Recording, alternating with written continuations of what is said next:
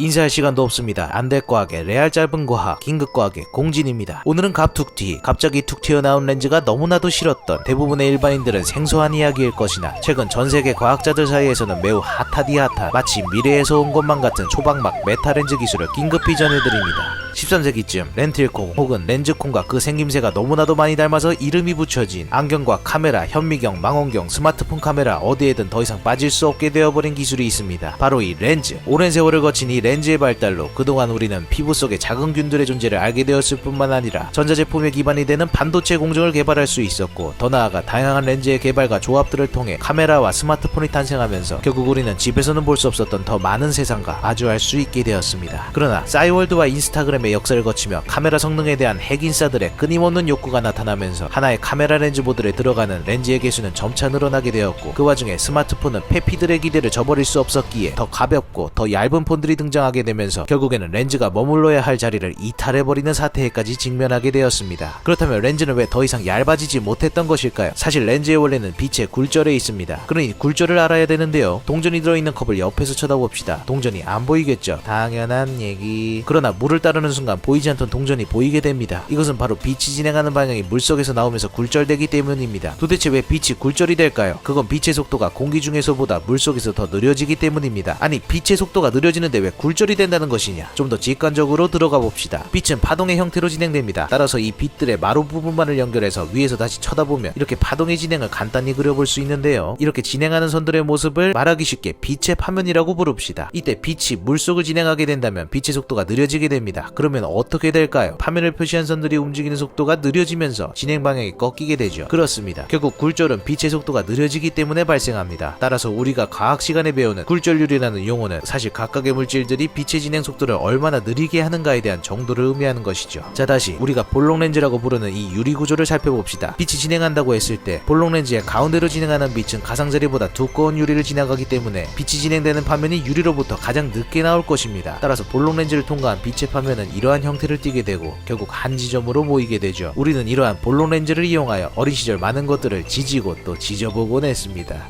그러나 유리나 플라스틱 등 렌즈에 사용되는 물질들은 대부분 안타깝게도 빛의 파장, 즉 색에 따라 다른 굴절률을 갖고 있습니다. 이러한 본질적인 문제는 포커싱 되는 지점이 색마다 다르게 되면서 발생되는 색수차와 같은 이슈를 만들게 되죠. 그 외에도 렌즈의 형태로 인해 나타나는 구면수차와 같은 본질적인 수차 문제들이 다수 존재하고 있었기 때문에 결국 렌즈를 가성비를 유지하면서 수차 보정이 가능한 가볍고 좋은 카메라를 만들기 위해 계속해서 추가되고 정렬되고 부피를 키워가는 방향을 택한 것입니다. 그러던 그때 굴절과 관련된 놀라운 연구가 지금으로부터 약 20년 전인 1999년 영국의 존 펜드리 교수로부터 등장합니다. 펜드리 교수는 특정 빛의 파장보다 작은 금속 구조를 만들고 이와 같은 구조를 무수히 많이 배열하면 기존에 볼 수 없었던 특이한 현상을 나타낼 수 있음을 발견하게 되는데요. 상식과 다른 방향으로 빛이 굴절되는 현상, 바로 음의 굴절률을 발견한 것입니다. 사실 우리가 자연에서 접할 수 있는 대부분의 물질들은 양의 굴절률만을 가지고 있습니다. 따라서 빛이 굴절되는 방향은 한정되어 있었죠. 그런데 인공적인 구조를 통해 빛에 대한 음의 굴절이 가능하다는 것은 빛의 굴절 방향을 우리가 상식적으로 생각하는 것과 다른 방향으로 진행시킬 수 있다는 것이었죠. 빛의 진행 방향을 마음대로 조정할 수 있다. 이는 곧 빛의 진행 방향을 특정 대상으로부터 우회하도록 굴절시킬 수 있게 되었다는 뜻이니 인간의 시선으로부터 물체를 숨기는 투명 망토에 대한 연구가 가능해졌다는 것이었죠. 이러한 작은 금속 구조의 무수한 배열이 만들어낸 덩어리를 자연계에는 없는 물질이라는 의미로 메타물질이라고 명명하고, 과학자들은 더 나아가 덩어리를 구성하는 이 금속 구조 하나를 상징적인 의미로 메타원자라고 부르게 되었습니다. 그것이 자연에 존재하지 않는 물질을 만드는 연구, 바로 메타물질 연구의 탄생의 순간이었죠. 그리고 지구가 멸망할 줄 알고 라면을 사재기 하던 2012년 파장보다 작은 구조의 무수한 배열을 이용해 특정 빛의 파면을 바꿀 수 있다는 메타물질 연구를 묵묵히 지켜보고 있었던 응용과학계의 거장이자 하버드 대학의 교수 페데리코 카파소 교수와 그의 연구진들이 비로소 이 메타물질 구조를 이용해 상상만 하던 초박막 렌즈를 정말 실현해볼 수도 있지 않을까 하는 의문을 품기 시작합니다. 서로 다른 파면의 빛을 형성시키는 이 작은 구조들을 한 평면 안에 잘 조합해 놓으면 이 평면을 통과하는 빛의 파면이 평면상에서도 마치 볼록 렌즈를 통과한 빛의 파면처럼 만들어 놓을 수 있기 때문이었습니다. 그것도 이 얇은 머리카락을 한 100번 정도 썰어야 나올 만한 수백 나노라는 두께의 메타물질 필름에서 말입니다. 이 아이디어는 기어코 발전하여 결국 상식을 뛰어넘는 초박막 평면 렌즈에 대한 연구가 처음 세상에 등장하게 됩니다. 바로 메타물질로 만든 렌즈, 메타렌즈의 탄생이었습니다. 그러나 처음 제작된 렌즈의 투과도는 고작 10%,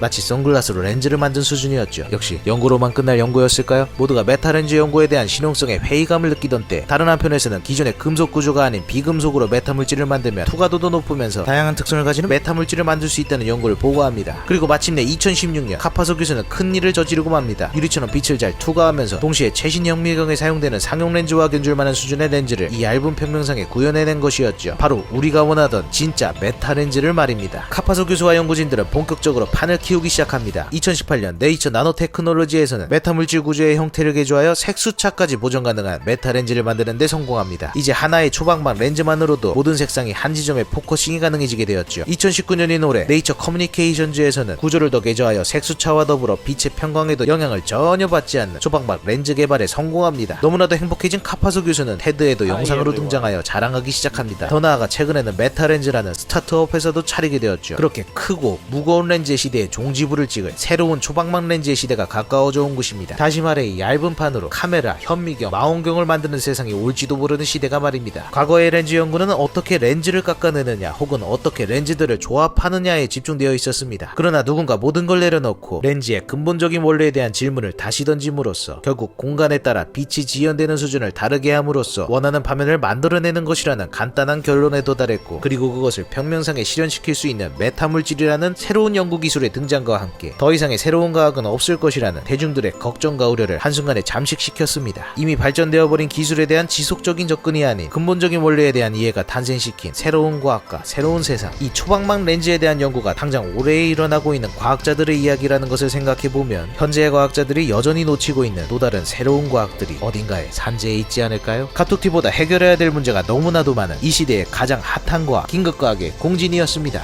요번에도 보시고 도움이 되셨다면 아래에 댓글 꼭 남겨주시고요. 그리고 구독 잊지 마시고 꾹 눌러주시기 바랍니다.